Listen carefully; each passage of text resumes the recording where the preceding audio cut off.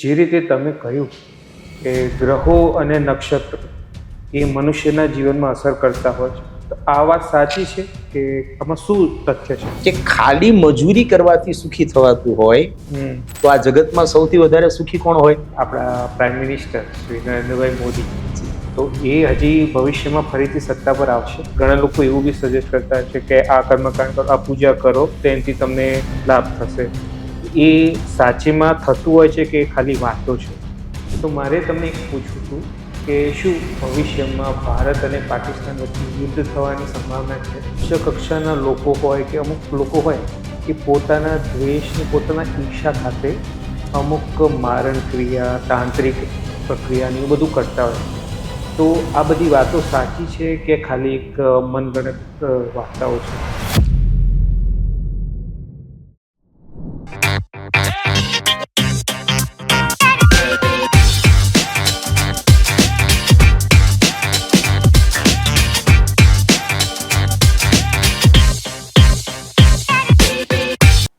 નમસ્કાર મિત્રો. જ્યોતિષ શાસ્ત્ર એક પ્રચંડ યુનિવર્સ છે. તેના વિશે લોકો ઘણી વાતો કરતા હોય છે, સારી, ખરાબ, પણ હકીકત શું છે એ જાણવા માટે આજે અમે અમારા પોડકાસ્ટમાં એક એક્સપર્ટને બોલાવ્યા છે. આજના અમારા એક્સપર્ટ છે શ્રી શાસ્ત્રી શ્રી મિતેશભાઈ મહેતા, જેમને આંતરરાષ્ટ્રીય કક્ષાએ પોતાનું યોગદાન આપ્યું છે તથા ઋષિકુમાર વિદ્યાપીઠ સોલા ખાતે તેમને અભ્યાસ કરેલો છે. તો વધુ સમય ના બગાડતા આપણે એમને વેલકમ કરીએ. So Shastriji, welcome to ADI talk show. નમસ્કાર. શાસ્ત્રીજી, જ્યોતિષ શાસ્ત્ર વિશે લોકો ઘણું કહેતા હોય છે, વેદો વિશે ઘણું કહેતા હોય છે, પણ આ વસ્તુનો ઉદ્ભવ કેવી રીતના થયો? જી હા, બહુ સાચી અને સારી વાત છે. મોટાભાગના લોકો જ્યોતિષ શાસ્ત્રથી પરિચિત છે, પણ જ્યોતિષની ઉત્પત્તિ ક્યાંથી થઈ અને વેદોની અંદર જ્યોતિષનું મહત્વ શું છે એ હજી ઘણા બધા લોકો જાણતા નથી. શાસ્ત્ર એવું કહે છે, પુરાણોમાં એવી કથા જોવા મળે છે કે સર્વપ્રથમ ભગવાન શિવજી દ્વારા, મહાદેવજી દ્વારા જ્યોતિષ શાસ્ત્રની રચના કરવામાં આવેલી. ત્યારબાદ પછી જ્યોતિષ શાસ્ત્રમાં સંશોધનો ઘણા બધા ઋષિઓ દ્વારા કરવામાં આવ્યા અને એ બધા ઋષિઓને આપણે જાણીએ છીએ. જેમ ભૃગુ ઋષિ છે, એમણે ભૃગુ સંહિતાનું રચના કરી. પરાશર ઋષિ છે, એમણે પરાશર સંહિતાની રચના કરી. પણ શાસ્ત્ર એવું કહે છે કે જ્યોતિષ એ વિષય માત્ર સીમિત વિષય નથી. જેમ આપણે ત્યાં 4 વેદો છે, ઋગ્વેદ, યજુર્વેદ, સામવેદ અને અથર્વવેદ. આ 4 વેદ છે, એના 6 અંગો બતાવ્યા છે શાસ્ત્રમાં. શાસ્ત્ર એવું કહે છે કે ષડાંગો વૈ વેદ, વેદ છે એને એક પુરુષ કીધો અને એના 6 અંગ બતાવ્યા, જેમાં શિક્ષા, કલ્પ, વ્યાકરણ, નિરુક્ત, જ્યોતિષ અને છંદ, આ 6 અંગ દ્વારા આ પુરુષનું વહન થાય છે, આવું શાસ્ત્ર કહે છે. એમાં વ્યાકરણ જે છે એ વેદનું મુખ કીધું, કારણ કે બોલવા માટે, વાણી માટે વ્યાકરણની શુદ્ધિ તો અનિવાર્ય છે. એટલા માટે શાસ્ત્ર કહે છે કે મુખમ વ્યાકરણમ પ્રોક્તા. છંદ છે એને વેદના પગ કીધા અને જ્યોતિષ જે છે એને વેદની આંખો કહેવામાં આવી છે. જ્યોતિષમ અયનમ ચક્ષુઃ, આવી કહેવત છે. અચ્છા, હવે માણસના જીવનમાં બીજા બધા જ અંગો અનિવાર્ય છે, પણ સૌથી અનિવાર્ય કોઈ અંગ હોય તો એ છે નેત્રો. બરાબર છે? આંખ નથી તો માણસ માટે જીવન અંધકારમય બની જાય. દ્રષ્ટિ વગર વ્યક્તિને શું જીવવું એ વ્યક્તિને ખ્યાલ નથી રહેતો. એટલા માટે જ્યોતિષ છે એ વેદની આંખો ગણવામાં આવી અને એ આંખો દ્વારા વેદ એવું કહે છે કે તમારે તમારા જીવનની જે ઘટનાઓ છે, જીવનની જે ક્રિયાઓ છે, એ ક્રિયામાં સારા અને નરસાનો ભેદ ઓળખવાની શક્તિ તમને જ્યોતિષના માધ્યમથી મળે છે. જેમ તમારી આંખોથી તમે બધું જુઓ તો તમને ખ્યાલ આવશે કે શું સારું છે, શું નબળું છે, શું ઉચિત છે, શું અનુચિત છે. એ જ રીતે વેદ એવું કહે છે કે જ્યોતિષ શાસ્ત્રના માધ્યમથી તમારા જીવનમાં ઘટનારી જે ઘટનાઓ છે એ ઘટનાઓનો પૂર્વાભાસ તમે જ્યોતિષના માધ્યમથી પ્રાપ્ત કરી શકો છો. એટલે જ્યોતિષ એ માત્ર લિમિટેડ કે કોઈ સીમિત શાસ્ત્ર નથી, પણ જ્યોતિષ એ વેદનો જ એક અંગ છે અને જેના માધ્યમથી માણસને દિવ્ય જીવન જીવવાની દ્રષ્ટિ પ્રાપ્ત થાય છે. અચ્છા, ઓકે. તો જે રીતે તમે કહ્યું કે ગ્રહો અને નક્ષત્રો એ મનુષ્યના જીવનમાં અસર કરતા હોય છે, તો આ વાત સાચી છે કે આમાં શું તથ્ય છે? બિલકુલ સાચી વાત છે. ગ્રહો જે છે એની ઇન્ટેન્સિટી, એની અસર દરેક વ્યક્તિ ઉપર પડતી હોય છે. અચ્છા. અને એની અસર પ્રમાણે જ માણસનું જીવન ચાલે છે. સંસ્કૃત જગતમાં એક શ્લોક છે કે ગ્રહા રાજ્યમ પ્રયચ્છન્તિ, ગ્રહા રાજ્યમ હરંતિ ચ, ગ્રહેસ્તુ વ્યાપિતમ સર્વમ, ત્રૈલોક્ય સચરાચરમ. આ આખું જગત છે ને એ ગ્રહોને આધીન છે. ગ્રહોની ગતિ પ્રમાણે માણસનું જીવન ચાલે છે. વાત કરીએ તો શાસ્ત્રમાં 9 ગ્રહો બતાવ્યા છે. હવે દરેક ગ્રહો છે એની ઇન્ટેન્સિટી અલગ અલગ હોય છે. જેવી રીતે સૂર્ય છે, તો સૂર્યનું કામ છે આત્મબળ આપવાનું. ગ્રહોની અંદર સૂર્યને રાજા ગણ્યો છે ગ્રહોનો. અને જ્યોતિષ એવું કહે છે કે સૂર્ય આત્મા જગતસ્થ સુખસ્ચ. જે વ્યક્તિની કુંડળી સૂર્યવાળી હોય, સૂર્ય જેની કુંડળીમાં મજબૂત હોય, એ વ્યક્તિના લક્ષણો કેવા હોય? એ વ્યક્તિ હોશિયાર હોય, પ્રભાવશાળી હોય, તેજસ્વી હોય, ડાહ્યો હોય, કામમાં ઝડપીને ઉતાવળો હોય. આ બધા સૂર્યના લક્ષણો છે. એ જ રીતે ચંદ્ર, તો ચંદ્ર છે એ મન સાથે કનેક્ટ છે. મનસો જાતા ચંદ્રમાં. મન, વિચાર, લાગણી, પ્રેમ અને પાણી, આ 5 વસ્તુ ઉપર ચંદ્રનું પ્રભુત્વ છે. આવું જ્યોતિષ કહે છે. જો ચંદ્ર નબળો તો આ 5 જગ્યાએ માણસ અસફળ થાય. ઘણા લોકો આપણે જોઈએ ને કે એને નાની નાની બાબતમાં ખોટું લાગી જાય, નાની નાની બાબતે એને એકમાં આંસુ આવી જાય, એનું દિલ દુભાઈ જાય, એનું માઇન્ડ સતત કન્ફ્યુઝ રહે. એનો અર્થ એ થયો કે એનો ચંદ્ર નબળો છે. એ રીતે મંગળ શુભ અને માંગલિક કાર્યનો કારક છે. મંગળ છે એ ભૂમિનો પુત્ર છે. એટલા માટે જેની કુંડળીમાં મંગળ સારો હોય એને સ્થાવર મિલકત બહુ સારા પ્રમાણમાં પ્રાપ્ત થાય, આવું શાસ્ત્ર કહે છે.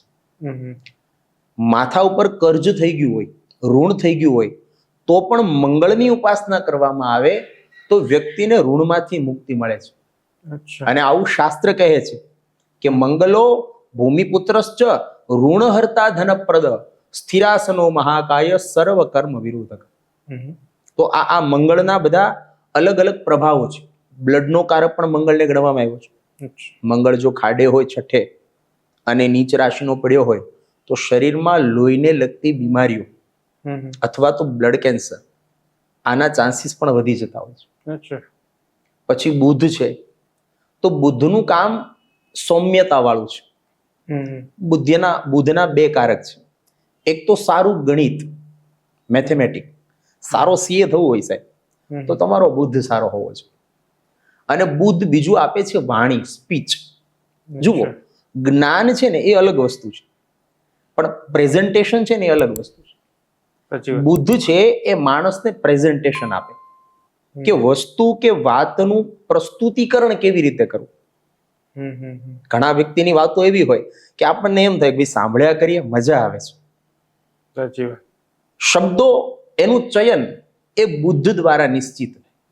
બુદ્ધ સારો હોય તો વ્યક્તિની વાણી પ્રભુત્વ વાળી અને પ્રસન્નતા વાળી હોય. પછી ગુરુ આવે, જ્ઞાન, માન, સન્માન, પ્રતિષ્ઠા, આ બધું ગુરુ આવે. જેની કુંડળીમાં કેન્દ્રમાં ગુરુ પડ્યો હોય ને એ વ્યક્તિ ખૂબ ભાગ્યશાળી કહેવાય. જ્યોતિષ શાસ્ત્ર એવું કહે છે. પછી ચાહે કોઈ પણ રાશિનો હોય, પણ કેન્દ્રમાં ગુરુ હોય તો એ વ્યક્તિના જીવનમાં એને આવનારી સ્ટ્રગલમાંથી બહાર કાઢે. જો ગુરુ સારો હોય તો તમને માન, પ્રતિષ્ઠા અને સન્માન સારું મળે.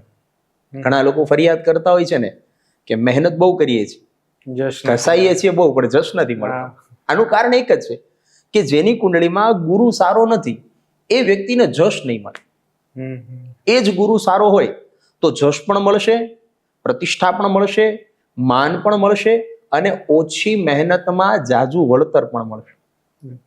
ઘણી વખત આજે આપણે ભણેલા ગણેલા છીએ, હવેની જનરેશન બધી 5G વાળી છે, તો લોકો એવું કહેતા હોય છે કે મારે જ્યોતિષ બોતિષ કઈ ન હોય, મહેનત કરો, કમાવ અને ખાઓ, મહેનત કરશો તો ઈશ્વર આપશે.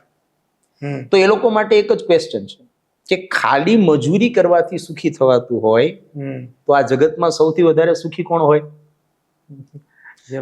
મજૂરી કામ કરે છે એ જ લોકો ને, બરાબર છે. તો એનો અર્થ એ નથી કે મહેનત ન કરવી, પણ હું તમને એ સમજાવવા માંગુ છું કે માત્ર મહેનતથી સુખી ન થવાય. એની સાથે તમારા ગ્રહો જ્યારે જોડાય ત્યારે તમારું ભાગ્ય કામ કરે છે.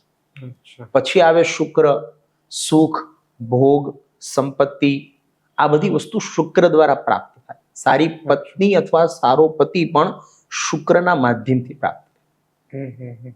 શુક્ર બળવાન હોય તો સારા સંતાનો પ્રાપ્ત થાય. પછી શનિ છે, ન્યાયનો ગ્રહ છે. આપણે સૌ શનિથી પરિચિત છીએ. માણસના જીવનમાં શનિની 3 પનોતી આવે, એક બાલ્યાવસ્થામાં, એક યુવાવસ્થામાં અને એક વૃદ્ધાવસ્થામાં. અને 3 પનોતીમાં શનિ વ્યક્તિને એના કર્મનું ફળ આપે છે. પછી રાહુ જે દૈત્ય છે, તમને કદાચ ખ્યાલ ન હોય પણ સૂર્યથી શુક્ર સુધીના ગ્રહો કુંડળીમાં સીધા ચાલે, શનિ સુધીના. પણ રાહુ ને કેતુ છે ને એ ઉલટા ચાલે. સૂર્ય છે એ મેષમાંથી વૃષભમાં જશે, પણ રાહુ જો મેષમાં હશે તો ત્યાંથી મીનમાં જશે, કારણ કે અસુર છે એટલે ઊંધો ચાલે છે. રાહુ જે છે એ રાજકારણનો ગ્રહ છે, કૂટનીતિનો ગ્રહ છે, કપટનો ગ્રહ છે. જે વ્યક્તિનો રાહુ સારો હોય એ વ્યક્તિ કૂટનીતિનો જ્ઞાતા હોય. જેનો રાહુ સારો હોય એ વ્યક્તિ જુગારમાં કે સટ્ટામાં કે શેર બજારમાં સાહસ કરે તો એ વ્યક્તિ 2 રૂપિયા જીતી શકે. ખ્યાલ આવ્યો? તો રાહુનું પ્રભુત્વ પણ માણસના જીવનમાં બહુ છે. અને રાહુને જ્યોતિષમાં માયાવી કીધો છે.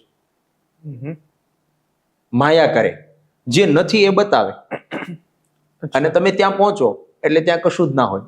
આ કામ રાહુનું છે. અને કેતુ છે એ મોક્ષનો કારક ગ્રહ છે. તો આ દરેક ગ્રહો, એની સાથે જોડાયેલા 27 નક્ષત્રો, આ બધાની અલગ અલગ ઇન્ટેન્સિટી, અસર માણસના જીવનમાં પડે છે. અને આ અસરના પ્રભાવથી માણસના જીવનમાં ઘણા બધા પરિવર્તનો પણ આપણને ઘણી બધી વખત જોવા મળતા હોય છે. તો શાસ્ત્રીજી, તમે જે રીતે વાત કરી ગ્રહો વિશે, તો મેં એ બી જોયું છે કે ઘણા લોકો એવું બી સજેસ્ટ કરતા છે કે આ કર્મકાંડ કરો, આ પૂજા કરો, તેનાથી તમને લાભ થશે. તો એ સાચેમાં થતું હોય છે કે ખાલી વાતો છે? બહુ સારો પ્રશ્ન છે. જુઓ, કર્મકાંડ છે ને એ ગ્રહોની સાથે જોડાયેલી વસ્તુ છે. શા માટે જોડાયેલી છે? આપણે થોડાક પાછળ જઈએ કે જ્યારે કોઈ પણ બાળકનો જન્મ થાય ત્યારે એની કુંડળીમાં જે તે ગ્રહો નબળા હોય તો સામાન્ય રીતે એવું કહી શકાય કે એ ગ્રહોનું લેણું એ માણસ ઉપર છે, જે એને ભરવાનું છે. બરાબર છે? હવે લેણું ભરવા માટે શું કરશું? તો શાસ્ત્ર કહે છે કે ગ્રહો નબળા હોય તો તમારા જીવનમાં કષ્ટ કે તકલીફ આવે. અને કષ્ટો કે તકલીફોમાંથી બહાર નીકળવા માટે એક જ રસ્તો છે, એ છે પુણ્ય અને સત્કર્મ. આ જગતમાં સુખી થવા માટે જ્યાં સુધી માણસ સત્કર્મ નથી કરતો, પુણ્ય નથી કરતો, ત્યાં સુધી માણસ સુખી નથી થતો.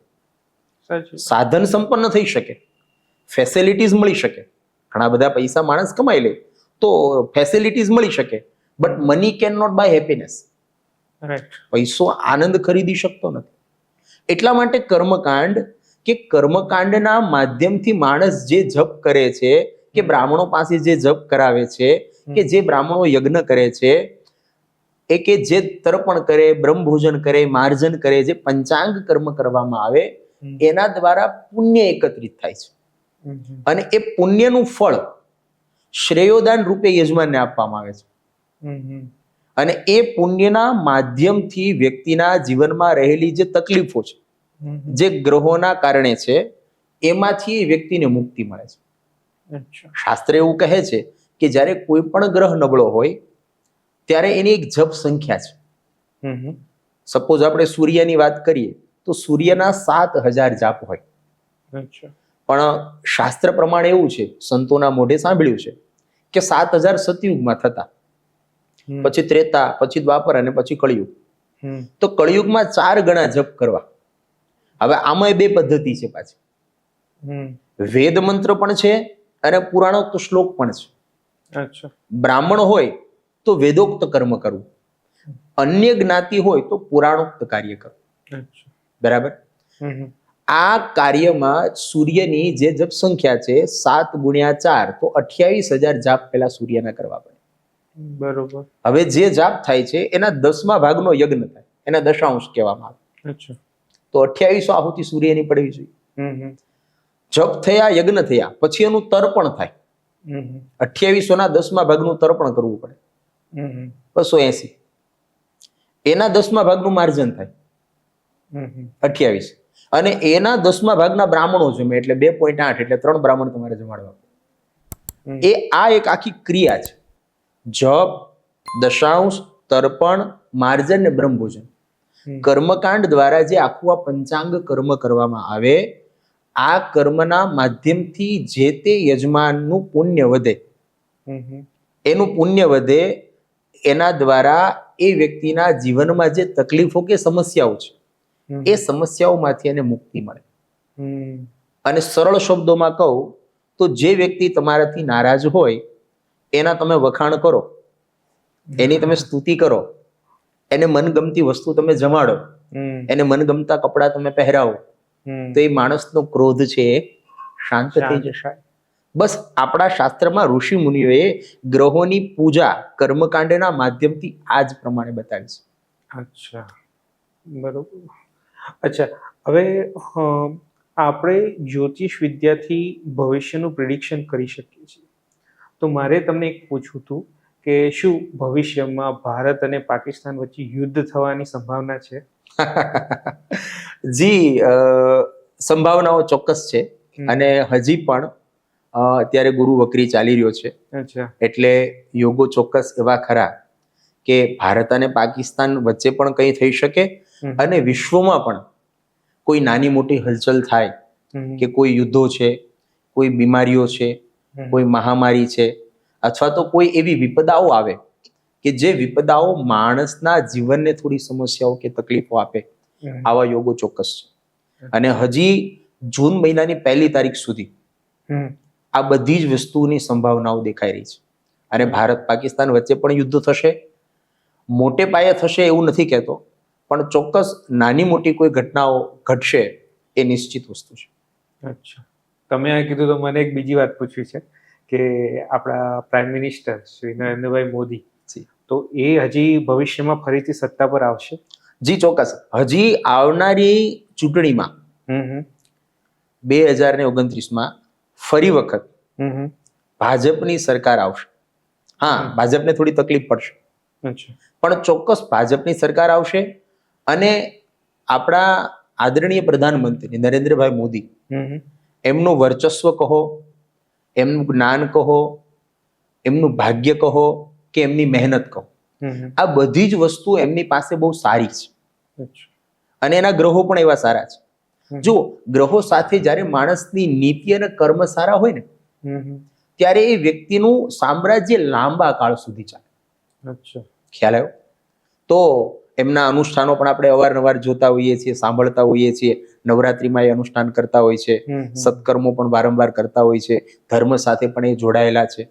અને એમનું ભાગ્ય એવું કહે છે કે હજી આવનારી ચૂંટણીમાં એ સારામાં સારા મતોથી જીતશે પણ ખરા, પ્રધાનમંત્રી પણ બનશે, અને હજી દેશ માટે 2026ના વર્ષમાં મોદી સાહેબના હાથે કંઈક સારા અને ઉત્તમ કાર્યો થાય, અને કોઈ 2-3 સારા નવા કડક નિયમો આવે, જે નિયમોની રાહ પ્રજા ઘણા સમયથી જોઈને બેઠી છે. આવા ઉત્કૃષ્ટ નિયમો લઈને આવે, 2-3 નિર્ણયો એવા લઈને આવે કે જેનાથી દેશનું, સમાજનું અને રાષ્ટ્રનું કલ્યાણ મોદી સાહેબના હાથે થશે. અચ્છા, બહુ સારી વાત કહેવાય આપણા માટે. અચ્છા, મેં એક વાત સાંભળી છે કે અમુક ઉચ્ચ કક્ષાના લોકો હોય કે અમુક લોકો હોય, એ પોતાના દ્વેષ ને પોતાના ઈર્ષા ખાતે અમુક મારણ ક્રિયા, તાંત્રિક પ્રક્રિયા ને એવું બધું કરતા હોય છે. તો આ બધી વાતો સાચી છે કે ખાલી એક મનગણત વાર્તાઓ છે? ના ના ના, આ બધી જે ક્રિયાઓ છે હમ. એ શાસ્ત્રમાં પ્રતિપાદિત છે. અચ્છા. મારણ, સંમોહન, વશીકરણ, સ્તંભન, ઉચ્ચાટન, હમ. આ બધી જ ક્રિયાઓનું આપણા શાસ્ત્રોમાં વર્ણન છે. અચ્છા. પણ આપણે ત્યાં બે માર્ગ છે, એક સાત્વિક માર્ગ છે અને બીજો વામ માર્ગ છે. હમ. આ બધી જે ક્રિયાઓ છે એ વામ માર્ગમાં આવતી હોય છે. હમ. અચ્છા, હવે આપણા મનમાં આવો પ્રશ્ન પણ થાય ઘણીવાર કે ભગવાને આવા બધા મંત્રો કે શ્લોકો ઋષિમુનિઓએ શું કામ લખ્યા કે જેનાથી કોઈનું નુકસાન થાય? સાચી વાત. પણ સમસ્યા એ છે સાહેબ કે ઋષિમુનિઓએ આ જે મંત્રો કે શ્લોકો લખ્યા છે એ કોઈનું કલ્યાણ કરવા માટે લખ્યા છે. કે કોઈ માણસ દુખી છે, કોઈ માણસ સમસ્યામાં છે, કોઈ માણસ તકલીફમાં છે, તો એને બહાર કાઢવા માટે હમ. હમ. એનું વશીકરણ કરીને એને બચાવવામાં આવે, હમ. એનું સંમોહન કરીને એને બચાવવામાં આવે, કોઈ ખોટા માર્ગે જતો હોય તો અટકાવવામાં આવે. હમ. આ બધા પ્રયોગો એટલા માટે પ્રતિપાદિત કર્યા છે. પણ પરિસ્થિતિ એવી છે કે આજે લોકોએ દ્વેષથી, ઈર્ષાથી અથવા તો અપેક્ષાથી, પદ, પૈસા અને પ્રતિષ્ઠાની લાલચથી અથવા તો બીજાનું સારું ન જોઈ શકવાના ભાવથી હમ. આ જે વિદ્યાઓ છે એનો દુરુપયોગ થવા લાગ્યો છે. હમ. અને અત્યારે સાંભળીને તમને કદાચ આશ્ચર્ય થશે, પણ ઘણા એવા ક્ષેત્રો છે કે જ્યાં આ બધી વિદ્યાઓનો ખુલ્લે આમ પ્રયોગ થતો હોય છે. અચ્છા. તમે બગલામુખીનું નામ સાંભળ્યું હશે. હા. આ વિદ્યાનો ઉપયોગ અત્યારે મોટા ભાગના લોકો કરે છે. હમ. પિતાંબરા છે, સ્વર્ણાકર્ષણ ભૈરવ છે, હમ. બરાબર. આ બધી વિદ્યાઓનો ઉપયોગ કરીને લોકો સમાજ કલ્યાણ કરવાને બદલે પોતાનો નિજી સ્વાર્થ અને નિજી સ્વાર્થથી પોતાના જાતીય રોટલા શેકવા માટે લોકો આ બધી ક્રિયાઓ કરતા થયા છે. અને આ બધી ક્રિયાઓ જ્યારે નિજ સ્વાર્થથી કરવામાં આવે છે ત્યારે 100% ફળતી પણ નથી, પણ 20-30% એની અસર ચોક્કસ થતી હોય છે. અને એ 20-30% જે અસર છે એ ક્યાંક ને ક્યાંક કોઈ સારા, કોઈ સજ્જન વ્યક્તિના જીવનમાં તકલીફો આપતી હોય છે. અને એના અનેક પ્રમાણો જોવા મળે છે. તમે કદાચ ઉજ્જૈન જાઓ તો ઉજ્જૈનમાં ક્ષિપ્રા નદીને કિનારે આજે પણ વિક્રમ અને વેતાળનો પેલો વડ છે અને ત્યાં આ ઘણી બધી આવી ક્રિયાઓ થતી હોય છે. આસામમાં તમે જાઓ તો આસામમાં પણ છે, ખ્યાલ આવ્યો? તો આવી ઘણી બધી જગ્યાઓમાં આ બધા પ્રયોગો થતા હોય છે. પણ શાસ્ત્ર કહે છે કે સમાજના કલ્યાણ માટે જ આનો ઉપયોગ થવો જોઈએ. વ્યક્તિની હાનિ માટે કે વ્યક્તિના નાશ માટે આ વસ્તુનો ઉપયોગ કરવો એ ચોક્કસ દુઃખદાયક અને પીડાદાયક છે. અચ્છા. શાસ્ત્રીજી, એક બીજો છેલ્લો મારો ક્વેશ્ચન હતો કે અત્યારે જે અતિવૃષ્ટિને લીધે ખેડૂતો હેરાન થાય છે, તો શું ભવિષ્યમાં બી આવી રીતના ખેડૂતો હેરાન થશે કે એવી પરિસ્થિતિ સર્જાઈ શકશે? જો હમણાં જ આ વિષયમાં આપણે ચર્ચા કરી કે અત્યારે ગોચર એવું ચાલી રહ્યું છે, વર્તમાનનો સમય એવો ચાલે છે કે જેમાં દરેક પ્રકારના વ્યક્તિઓને તકલીફ પડે આવી ઘટનાઓ ઘટશે. એમાં સામાન્ય માણસ હોય તો પણ ભલે, મિડલ ક્લાસનો માણસ હોય તો પણ ભલે, આ બિચારા ખેડૂતો હોય તો પણ ભલે, કે અન્ય કોઈ વ્યક્તિ હોય તો પણ ભલે. અત્યારે 1 જૂન સુધી સમય એવો છે કે આ સમયમાં કંઈક ને કંઈક એવી અઘટિત ઘટનાઓ ઘટશે કે જે માનવ જીવન માટે ક્યાંક ને ક્યાંક પડકારરૂપ પણ હોઈ શકે, ક્યાંક ને ક્યાંક અવરોધક પણ હોઈ શકે, ક્યાંક ને ક્યાંક સમસ્યા સર્જનાત્મક પણ હોઈ શકે. પણ એક વસ્તુ નિશ્ચિત છે કે માણસ એકબીજાની સાથે જો ઊભો રહેશે, માનવતા દાખવશે, તો ઈશ્વર દ્વારા આવનારી જે કાંઈ પણ સમસ્યાઓ છે એ સમસ્યાઓમાંથી એ સરળતાથી બહાર નીકળી શકશે. આજે મોટામાં મોટી સમસ્યા એ છે કે આપણને બધાને ઈશ્વરે માનવ બનાવ્યા, પણ આપણે કોઈ માનવતા કેળવતા નથી. ખ્યાલ આવ્યો? ઈશ્વરે માનવ બનાવ્યા, પણ હવે માણસ તેને જીવવું કેવી રીતે એ જ માણસ ભૂલી ગયો છે ને. કોઈ અંધ માણસ હોય ને સાહેબ, એને તમે આંખ દાનમાં આપી શકો, દ્રષ્ટિ દાનમાં આપી શકો, પણ દ્રષ્ટિકોણ દાનમાં આપી ન શકાય. અંગ્રેજીમાં કહેવત છે સાહેબ કે we can donate I but we can't donate vision. Right. આપણે કોઈ વ્યક્તિને દ્રષ્ટિકોણ ન આપી શકીએ. ઈશ્વરે એમ તમને મને આ માનવનું શરીર આપ્યું છે, તો માનવતા દાખવીએ, એકબીજાની સાથે ઉભા રહીએ, તો આટલા મોટા વિશ્વમાં, આટલી મોટી દુનિયામાં વરસાદ, અતિવૃષ્ટિ, અનાવૃષ્ટિ, આ બધી ઘટનાઓ વારંવાર ઘટવાની છે. ભૂતકાળમાં પણ આવી ઘટનાઓ ઘટી છે.